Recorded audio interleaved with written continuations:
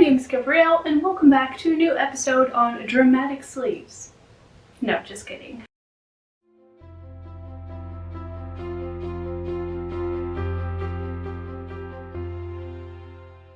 Welcome back to one of my new videos in the series on Victorian sewing, and the outfit is almost done. In this video I'll be making my second to last garment. Yeah, I think so.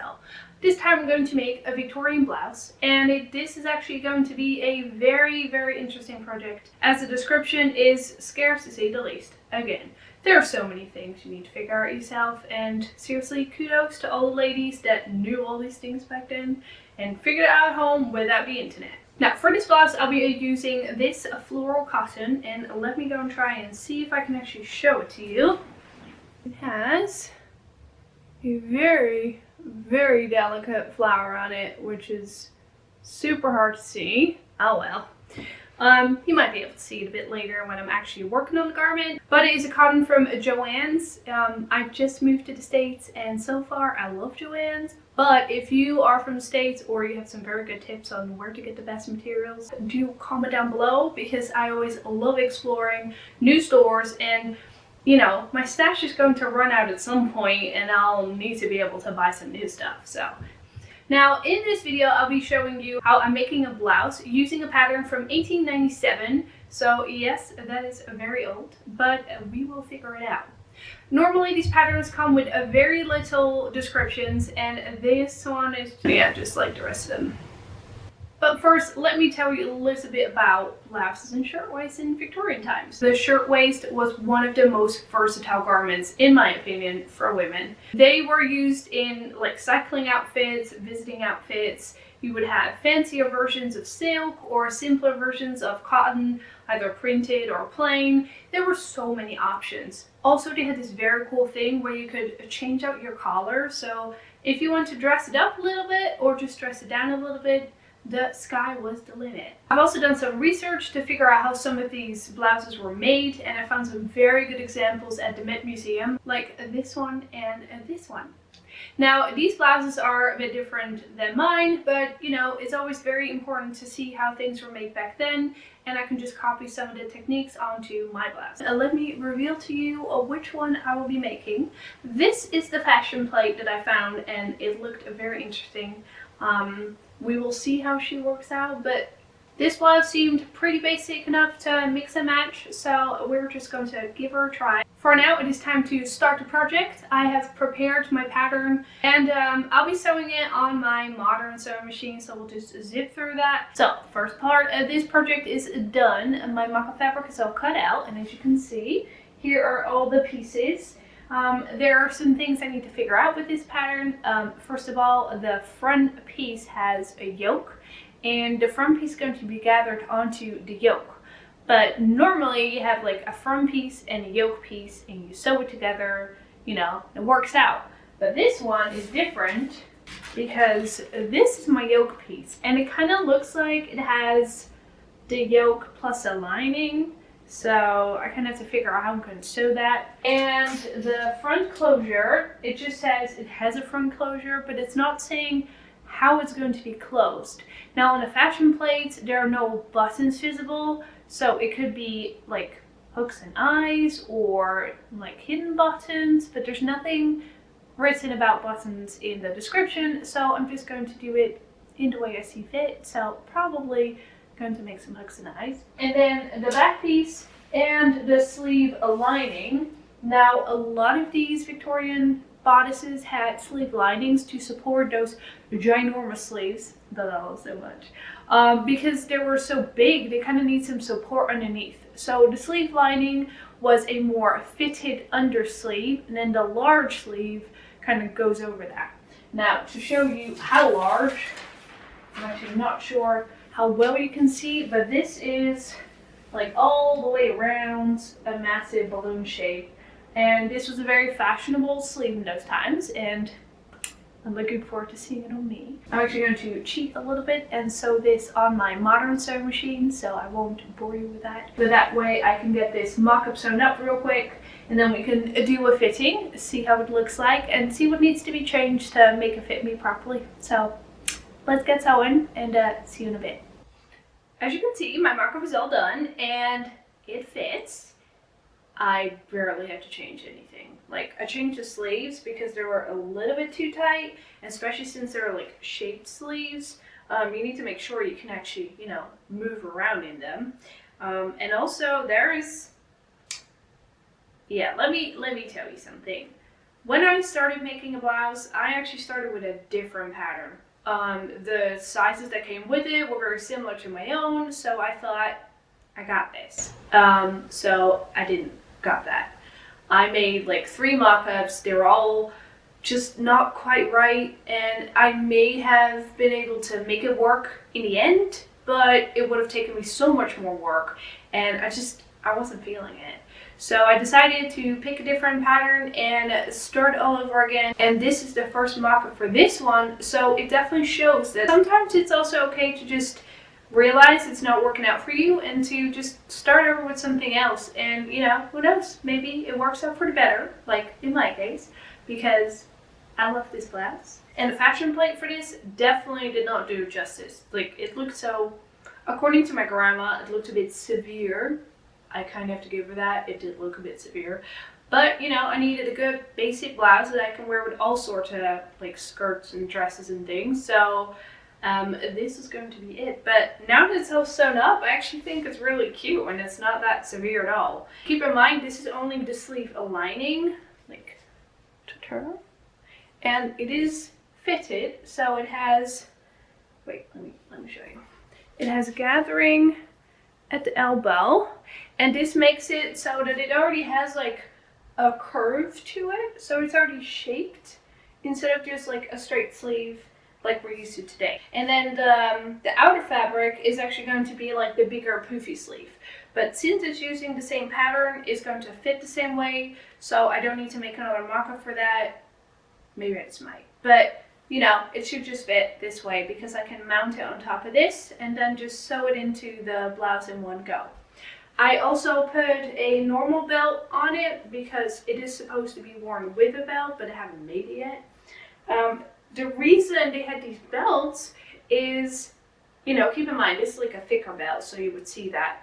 But normally they would have like a thin fabric belt or just a tie around the waist, so that when you tuck it into a skirt, it actually keeps all the gathers in place. So there are different ways to actually make sure that you looked well put together all day. That's also why this blouse is a bit longer, so even when I do tuck it into a skirt, it kind of helps to like even like pad out your figure even more. Like I have this very cool book and it helped me so much in sewing this mock-up up, and it's definitely going to help in making the actual blouse. So wait, let me show you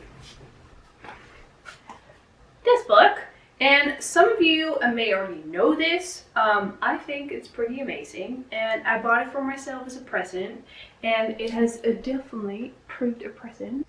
I will try and include a link down below so you can get it for yourself if you're interested. This book has been a lifesaver because all these patterns have like the do it the usual way things in there, and this one actually explains what the usual way of things are. Let me show you. So it definitely solved my issue with the closure, because here you see the buttons underneath and the fly and the way the closure is done, even the way the collar is done.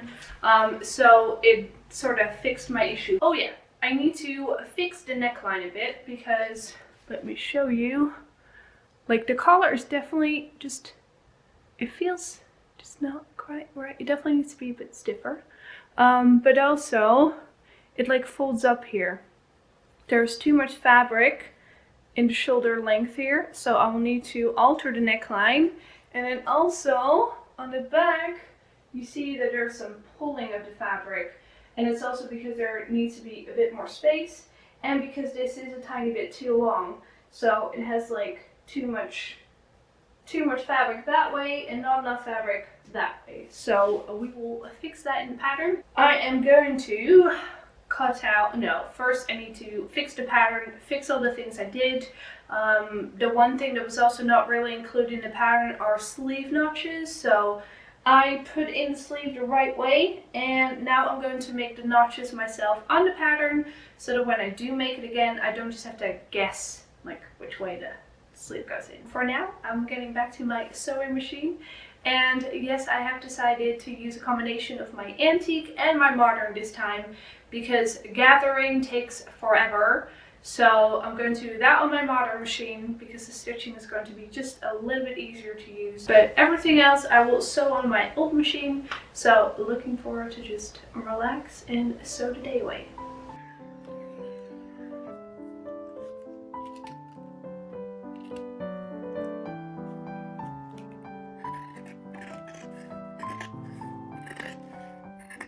Now that all my pattern pieces are cut out, I can actually start preparing for the actual sewing. I'm starting with the back of the blouse because this piece comes with a slide at the back. The slide kind of helps to keep the gathers nicely in place when you're wearing it under a skirt or when you're wearing a belt over it. Now I'm going to base the lines of where it is supposed to come, and I've cut out a piece of fabric that's going to be on the back of it, and then I'll make 2 small buttonholes on both sides. Either by hand or by machine, I'll see what I feel like. But first I'm going to baste it and then start sewing. Let's get started.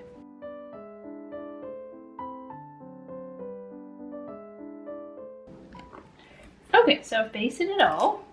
Now I can take out my pins. And the cool thing is, on the other side, you already have a line. You slowly pull this off. Make sure you sometimes hold the threads because they don't always. Yeah, see, you don't always do the neatest.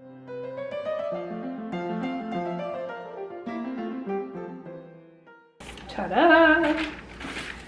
This way you have your lines copied. And then what you do, you turn it around. And this is the inside. So you snip these in half.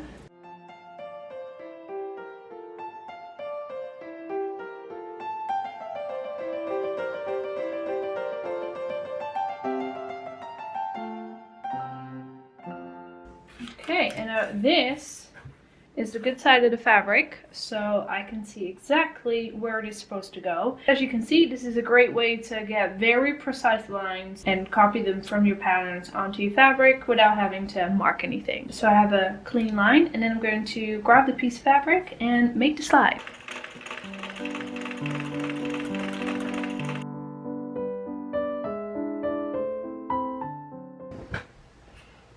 So while I take a quick coffee break from my buttonholes, I kind of want to tell you something. Remember that book I have, this one?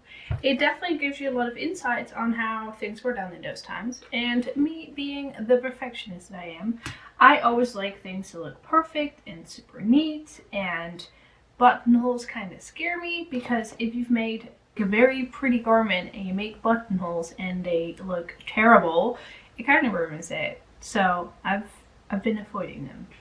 But actually, nice reason not to, because in this book it actually shows 2 ways of doing buttonholes. Now one is the version that we all know it looks very nice and neat, but the other one shows a simple overcast buttonhole, and it literally says sometimes the bars are simply worked with an over and over stitch instead of buttonholing. This is according to the worker's preference. I can imagine there were ladies like me that just didn't feel like it and were like, we'll just do a simple one, it works, and that's what it needs to do.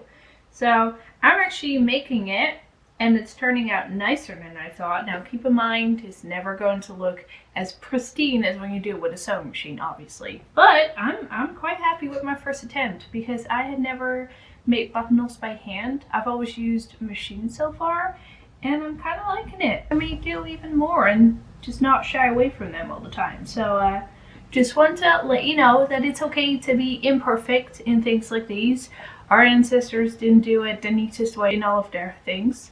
If you look at some extant garments, you can just see up close that obviously their stitching was very good, but even they had moments where they're like, oh, we'll just quickly do it this way. I'm going to finish my coffee and then get back to the buttonholes. And here you can see the side is all finished. Time to sew the front of the blouse.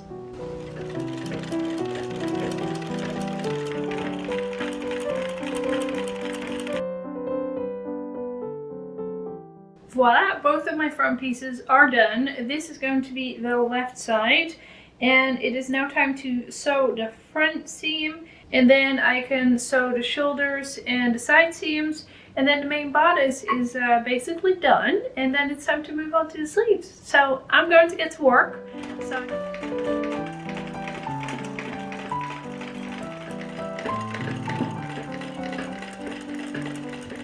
Ta-da! The sleeve is all sewn up. I've got threads over here. Just to show what the sleeve is going to look like. Look how nice and pillowy it is.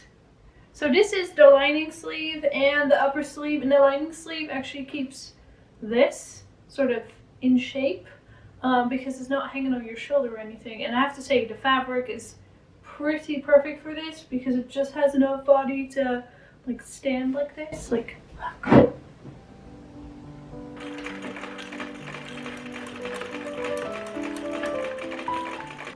As you can see, the blouse is almost done. I just need to do the collar, I need to finish it, and these clips are just holding everything nice and steady.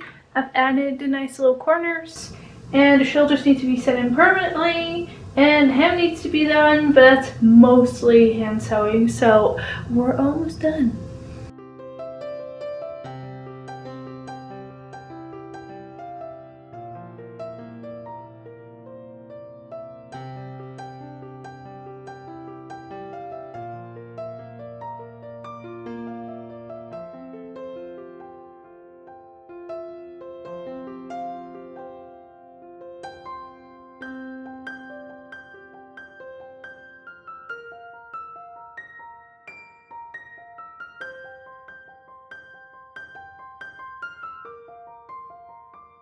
So, what do you think?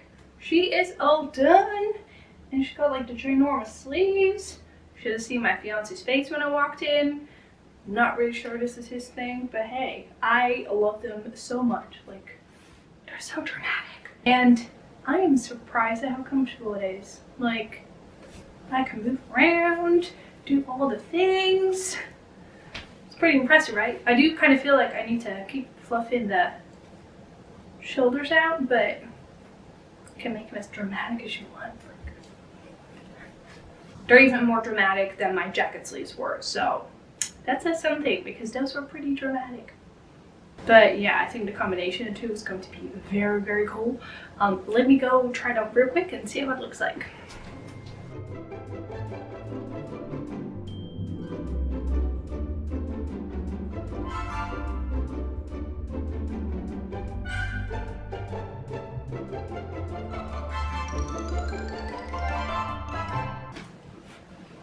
I'm pretty happy with the combination of the two.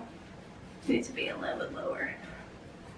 Like, it's definitely propping out that sleeve so much more. It does kind of make me wonder how they kept their sleeves looking so nice, because I literally have to like pull my sleeves through, like they were like squashed a bit in there. So I imagine that when you take this off, you kind of have to refluff them. So maybe go ask your friends to refluff your sleeves. Refluffing. Okay. So this blouse turned out a little bit different from the fashion plate, and one of the reasons is the collar. As you can see, it doesn't close here quite all the way. It's because I changed the neckline and I didn't quite change the collar as much, so it wasn't quite long enough to cover everything, but you know, I still kind of like it. And also the closure was kind of a puzzle I had to figure out, so I'm already quite happy that it fits. And like, I definitely want to make more massive sleeve things. Now for my next video, I'll be making a skirt, because that is the last garment I still need in this outfit, and I'm not quite sure which pattern I'm going to use yet, so I'll be diving into my patterns after this. But I've already picked the fabric, so hopefully it is going to be enough. I really hope you like this video on my dramatic sleeves, aka the blouse. I really enjoyed making this. It was definitely a puzzle, but I would do it all over again. And I'm probably going to in a different fabric, so maybe like a fancier model than this. I hope you enjoyed this video. Do hit that subscribe button if you don't want to miss my next one. I'll be working hard behind the scenes on my Victorian skirt, so stay tuned. I'm going to enjoy my dramatic sleeves now.